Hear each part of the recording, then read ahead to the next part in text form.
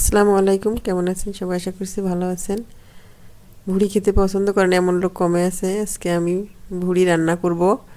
এই জন্য এখানে নিয়েছি আমি ভুড়ি, আলু, পেঁয়াজ, মরিচ আর গরম মশলা, তেজপাতা। এবার রান্না করার জন্য চুলে একটা কড়াই বসিয়ে দিয়েছি। কড়াইতে আমি তেল দিয়ে দিলাম পরিমাণ মতো, দিয়ে দিলাম গরম মশলা, তেজপাতা। হালকা ভেজে আমি দিয়ে দিলাম পেঁয়াজ কুচি, কাঁচামরিচ কুচি, দিয়ে এটা আমি হালকা ভেজে নেব তেলে।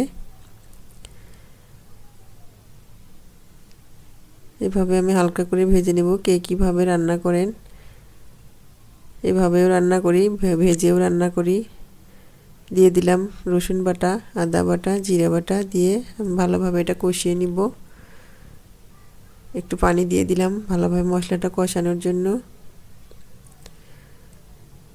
ভুড়ি খেতে আমরা কিন্তু সবাই পছন্দ করি, এমন কম লোকই আছে যারা ভুড়ি পছন্দ করে না।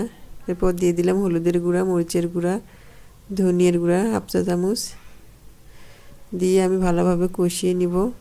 আবার একটু পানি দিয়ে দিলাম। মশলাটা যত কষানো ভালো হবে তত রান্নাটা ভালো হবে।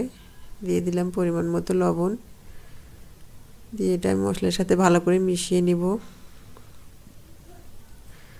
এবার দিয়ে দিলাম ভুড়িগুলো। আমি আজকে এখানে অল্প পরিমাণে ভুড়ি রান্না করতেছি। এটা আমার টাটকা ভুড়ি ছিল, এই জন্য অল্প করে রান্না করতেছি। টাটকা ভুড়ি রান্না করলে তো আবার সিদ্ধ হইতে চায় না। এবার কষিয়ে আমি ঢাকনা দিয়ে ঢেকে দিয়েছিলাম। ঢাকনা খুলে আবারও আমি এটা কষিয়ে নিব ভালোভাবে।